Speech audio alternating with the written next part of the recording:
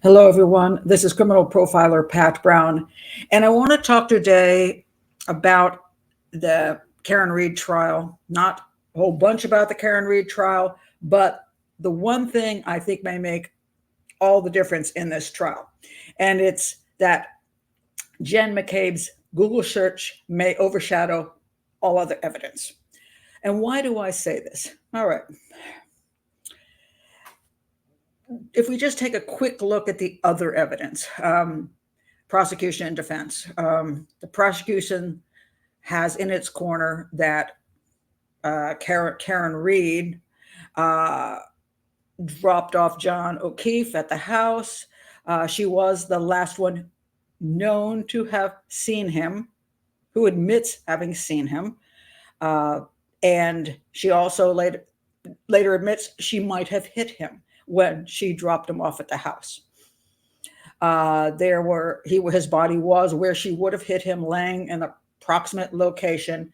He had injuries, which the prosecution will say came from the vehicle and the gash to the back of his head and whatever else might have come from pavement or the fire hydrant or ice or whatever. That would be in their corner.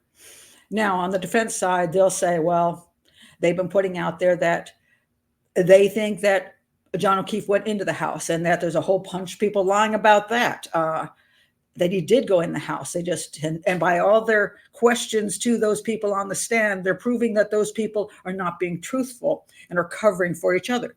That's not actually evidence, it's insinuation, but they're going there with that. They're also insinuating that John O'Keefe was beaten in the house and a dog attacked him.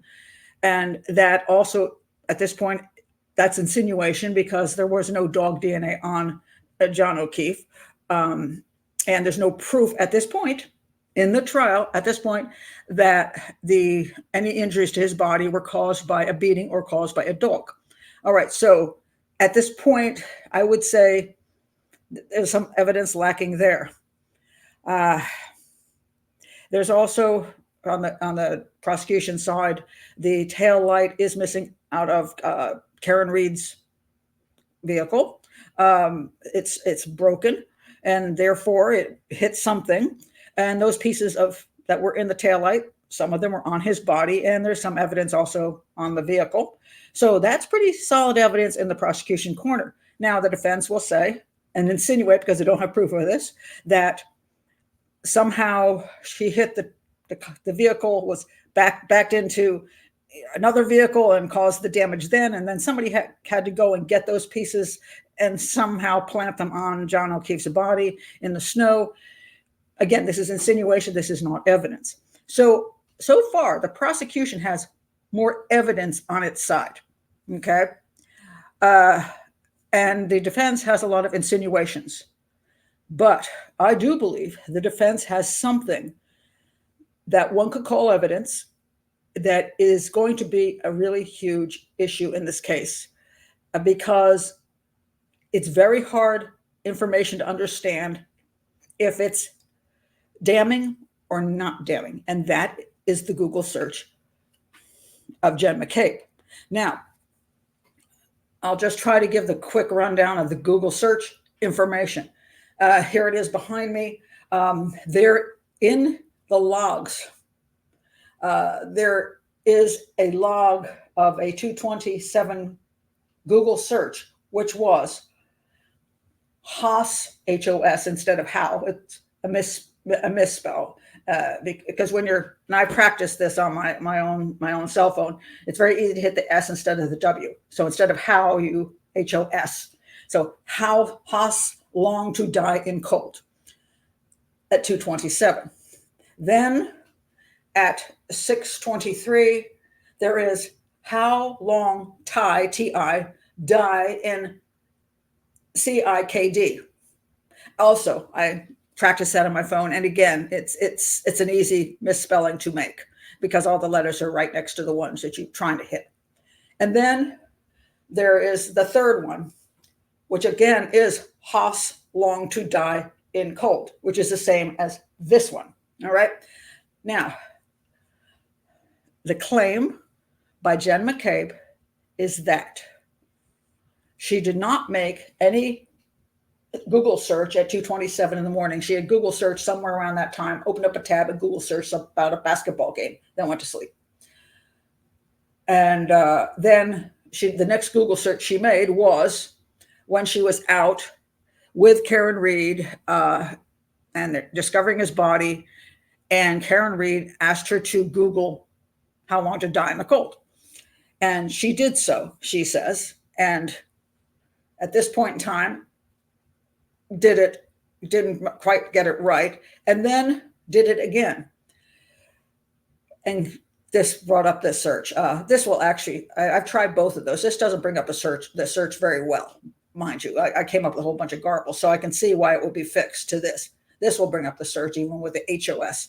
Okay, so this was a really messed up typo, and then it was redone to be decent enough, close enough to get the information. Now, she admits to doing these two. She absolutely states that she did not make any Google search for how long to die in the cold at 2:27 in the morning. And this is what I think is going to possibly make or break this case as far as the jury is concerned, because it's very hard to understand if she didn't make this Google search, how it ended up being listed at 2:27 in the morning, how it even existed, and also supposedly deleted. These two were not deleted. This was deleted, according to records. Now, I'm going to link one person's blog below where he tries to explain all the difficulties in how this technology works, how open tabs work, how things cannot be accurate when it comes down to timing and all that. And I read it and I could understand about 10%. Okay. And this is where the jury is going to have the same problem. Now, I push for a professional jury system so that we have people on the jury that have training in crime scene analysis, behavioral analysis, and evidence and forensic pathology and all that. But when it comes down to stuff like this, there are only some massively, I don't even know what to call them, brilliant tech nerds or something that can understand how this stuff works. And so what's going to happen is the prosecution is going to put on their person that says this actually never happened at 2:27. That was some kind of weird glitch because that's the way things work. And this was not done. It was only these two. And the defense will say, no, that's not true. She absolutely did this. No glitch would come up with this. So this was 100% something she did, and the other ones later.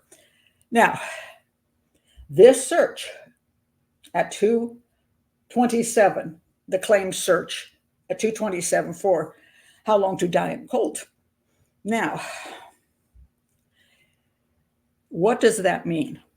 If you're looking at it from a jury's point of view, well, if you believe that this is an actual search at 2:27 in the morning, I mean, that puts Jen McCabe in a very interesting position. That would mean she was aware or was there when something happened to John O'Keefe in the house that he supposedly never entered. She would either have been a witness to what happened to him or be totally aware of what happened to him. She would also have to know that after he was beaten, he was put into the front lawn alive.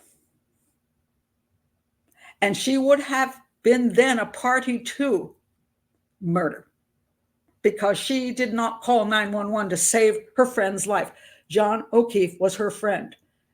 And if she knew that he was beaten and laid out to die without not even getting a chance to go to the hospital to see if the injuries had permanently done him in before actually taking his last breath, she's a party to homicide. And so she goes home and says, gee, I wonder how long it's going to take him to die. And that's pretty cold-blooded. And then she goes to sleep. And then she gets up in the morning later when Karen Reed calls her and says, oh my God, well, John didn't ever come home. And she's concerned that she did something to him, then she'd have to play along this whole charade and go with her to the location in the morning and pretend she doesn't know that John's body is there, and then feign shock when John's body is found. And then when Karen Reed asked her to Google how long to die in the cold, just what she herself had Googled at 2:27 in the morning, you see, she then messed up, and then she Googled this, which oddly, she made the same typing error as she made at 2:27 in the morning, the same exact typing error. And I know there's some out there who have said she had such a smart mind, you see. She was so well aware of this whole thing that was being played out, and how that Karen Reed was going to be blamed for this. She wanted to make sure she covered her tracks, that she purposely typed it exactly as wrong as she did at 2:27 in the morning, just in case this one showed up somewhere, even if it was deleted. Okay. I find that probably not, personally, that's the whole line of thinking doesn't really work for me. Now, so let me go back. I find it very improbable that, first of all, that John O'Keefe was her friend, that she would be a party to this kind of a homicide, that she would know that they carried him out still alive onto the lawn, and then she would drive home and just want to find out how long it's going to take that guy to die, her good friend, and then go to sleep. I find that unlikely, shall we say. And I also find it highly unlikely, what a coincidence, that when she's out with Karen Reed in the morning, Karen Reed asked her to Google the exact same thing. And again, she has the wherewithal to type it incorrectly twice. I'm having difficulty with that. I just think it's not the way things work. It's not the way people work. She's not some major mastermind criminal. What's more likely to have happened, this will be the prosecution story. And what I tend to lean toward is, so far, the evidence, in my opinion, points toward Karen Reed striking John O'Keefe with the car and driving off, and then coming back later and finding him.